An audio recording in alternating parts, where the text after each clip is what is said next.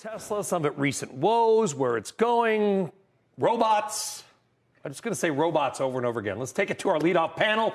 Joining us on set tonight, Wedbush Securities Managing Director Dan Ives and Gerber Kawasaki President and CEO Ross Gerber. Dan, first to you. Numbers were, I was trying to be polite. I said less than optimal, maybe less than Optimus is what I should have said. Phil kind of laid it out. What was your biggest takeaway for the quarter?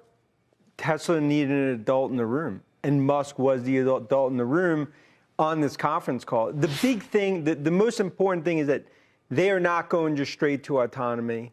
A Model 2, a sub-30K vehicle, will be out, and that's accelerated. And that's music to the ears of the street. You went in, investors were expecting a disaster and another comedy show conference call. Instead, you actually have a pilot on the plane navigating, and it's not Ted Stryker. Nice airplane reference. Ted Stryker? Ross, what was your biggest takeaway from the quarter, from the guidance? Anything that, I mean, investors like it, but the stock has, I don't need to tell you, has been in a rut the last number of months. Yeah, I agree with Dan.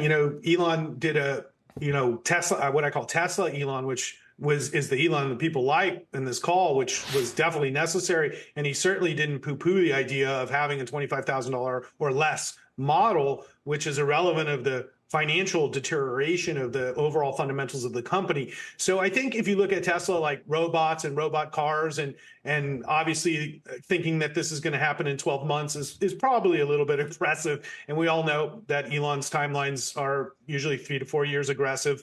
But that said, that vision long-term is wonderful. It's just the transition to this and what it will look like financially. It seems for sure that shareholders will be sacrificed for mass adoption of EV vehicles. So profits and margins that we expected on Tesla will continue to probably go lower, even though volumes might go higher. Ross, back to you, because you posted something on the Elon Musk-owned X today, and you said, here's the problem. The problem is that Tesla is not making money selling cars anymore. Right. Now, I'm going to ask an insane question, because that's what we do. Why not, right? Which is, do they need to make money selling cars? And hear me out. Number one, you got all the credits, okay, selling those. But GM and Ford, they need to make money selling cars because that's what they do. And if they didn't do that, then there is no GM and Ford. Tesla is not them. They've got the AI infrastructure. They've got the Optimus robots. They got the robo-taxis. They got all the other stuff coming. Is there a, quote, razor blade model on the Tesla automotive side where they can sell cars at cost and still make billions, or no? No. And I look at it as like the Apple model. Apple purposely doesn't give away phones, even though they make a ton on services. And if you look at Tesla's services revenue was up 25%. So it's a very similar model, but should Apple just give away iPhones to make sure that everybody has an iPhone versus making the 40% margins and being one of the most valuable companies in the world? So once again, as long as Tesla shareholders are fine with a much less profitable version of the company, then this vision works fine. But I think, there's a difference between owning a Tesla and buying a Tesla and being a shareholder.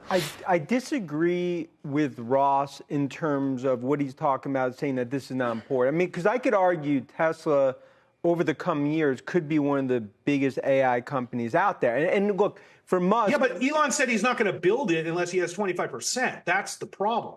Yeah, but again, if you look at this conference call and how he laid out the vision, Ross, and obviously all the criticism going in, if there were 5 things that he needed to show, I think he showed all of them. I actually think investors, and I've heard from some, come out of this conference call viewing Tesla dramatically different than the train wreck, and we've talked about it, that it felt like the last few months.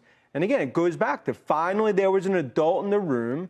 But Dan, you're discounting the end of the call with Martin resigning, and you and I have been working with Martin for a long time, and he is the glue in management and shareholders and investors, and he continues to lose seasoned top executives during this really important transition, and I find that to be concerning, despite what I do agree, the vision he laid out is one that we've invested in and hope happens, but it just seems like there's this talk and vision, and then there's this like reality we're seeing under it, which just doesn't look anything like the talk. Yeah, and I think now it's really a prove me going forward in terms of for Tesla. But if you look at how they've laid it out with the vehicle, the sub 30K being accelerated into next year, the FSD in terms of laying out the AI vision. I believe right now you have just dramatically bad news baked in for what I believe, could ultimately be a company that's worth $1 trillion, $1.5 trillion, $2 trillion when you look out in the next 4, 5, 6 years.